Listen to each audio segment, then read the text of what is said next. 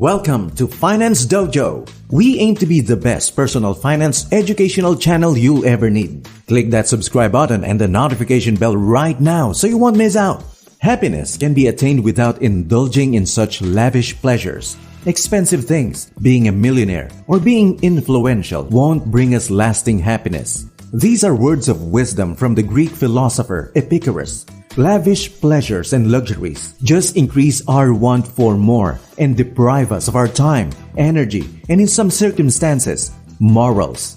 Epicurus himself opted for a modest lifestyle, enjoying wine, bread, and cheese while conversing with friends about philosophical issues. In the film Why Letting Go is True Wealth, a minimalistic philosophical perspective was sought to be defined.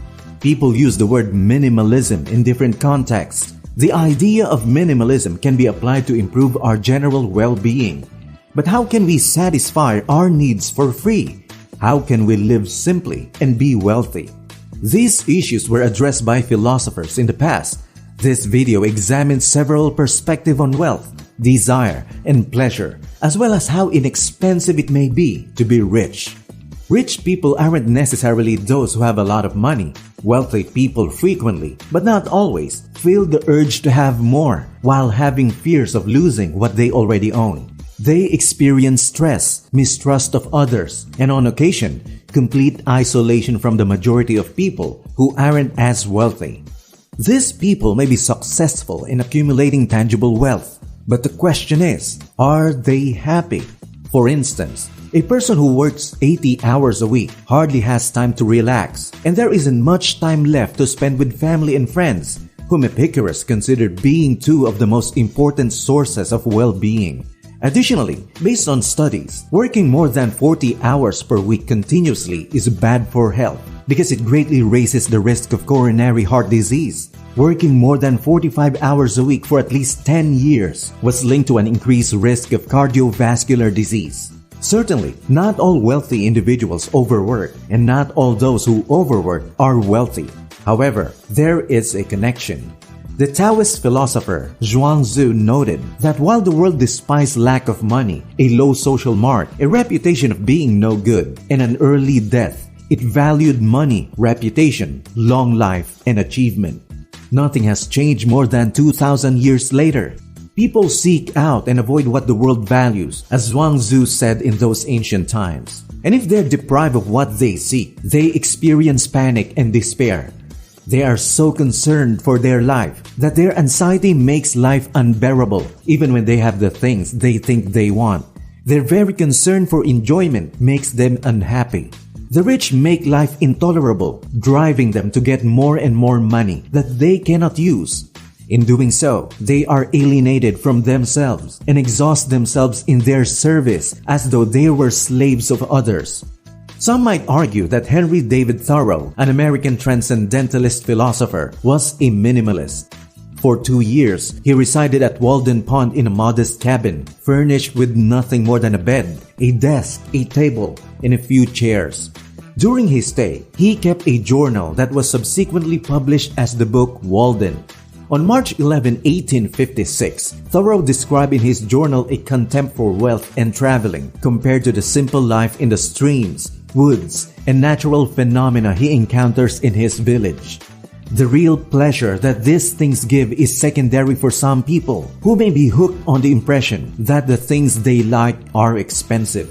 Thoreau focused on the most typical events and ordinary phenomena, which is what he noticed when taking his daily walks and talking with his neighbors. He wrote, "In this sense, I am not ambitious. I do not wish my native soil to become exhausted and run out through neglect.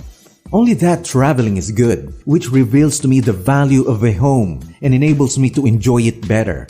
The man is the richest whose pleasures are the cheapest." The richest individual, then, might not be the one with greatest wealth, but rather the one who is the happiest with what he has. In that having a lot of unfulfilled desires is poor, whereas having contentment is wealthier. Epicurus reportedly remarked, "If thou shalt make a man happy, add not unto his riches, but take away from his desires." But what are these inexpensive pleasures that Thoreau mentions? How can we live comfortably while enjoying life? There are varying meanings of what constitutes cheap pleasure because everyone defines it differently and because one's circumstances determine whether or not something is affordable. For instance, the 19th century author, geologist, and evolutionary theorist Robert Chambers wrote in a journal that reading is a cheap form of enjoyment and as free as air. It would thus appear that all of the best pleasures are the cheapest. Nature seems to tell us that we have only to restrain our wishes to what is good and pure to be satisfied without cost. Chambers' proposal is consistent with Arthur Schopenhauer's ideas on enjoyment.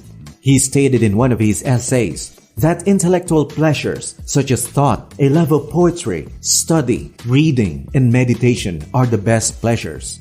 All other pleasures that are not intellectual are, in Schopenhauer's opinion, of a lesser kind. Always content at the expense of suffering, pleasures of the mind are frequently extremely affordable. Those who appreciate them may see it as a blessing to live in the modern era, where intellectual food is readily available and almost cost-free. Although Schopenhauer refers to them as lesser pleasures, they can nonetheless be affordable. For instance, cooking a nice lunch for yourself doesn't have to be expensive, especially if it's a simple meal. Walking costs only a small amount of muscular energy and is otherwise a cost-free exercise. What activity is most entertaining and also extremely reasonably priced? Perhaps Epicurus has an answer to it. His philosophy distinguished moving pleasures from static pleasures. Moving pleasures entail doing something to fulfill a need, like dining out when you're hungry. But when a desire is satisfied, static pleasures appear. For instance, when one is no longer hungry. The highest pleasures in Epicurus' view are passive pleasures, sometimes known as contentment or the absence of discomfort. Like Schopenhauer, Epicurus believed that moving pleasures need a lot of work. It can be harmful to pursue them. For instance, getting food out of the refrigerator doesn't require much effort and is typically not risky. But to tour the world, we must earn and save a lot of money, move from place to place, bargain with locals, and maintain our safety in unfamiliar environments. On the other hand, static pleasure requires no effort at all. It is merely the sensation of fulfillment, following the satisfaction of our needs. Schopenhauer, in turn, recognizes that happiness consists for the most part of peace of mind and contentment. But to achieve this, we need to reduce a strong impulse of human nature, which he called the will to live. And that's challenging to do, as it requires a degree of asceticism that is probably not reserved for the vast majority of humankind. Such pleasures are easy to come by and widely available, making them the source of our enjoyment, saves us from the stress we'd experience if only what's scarce and expensive would satisfy our needs. The less time and effort it takes to achieve our chosen pleasures, the more we enjoy not longing for anything else. As always, this video is for educational purposes only and not financial advice. You should always do your own research and speak to a financial advisor before making any investment decisions. Thank you for watching and see you in the next one.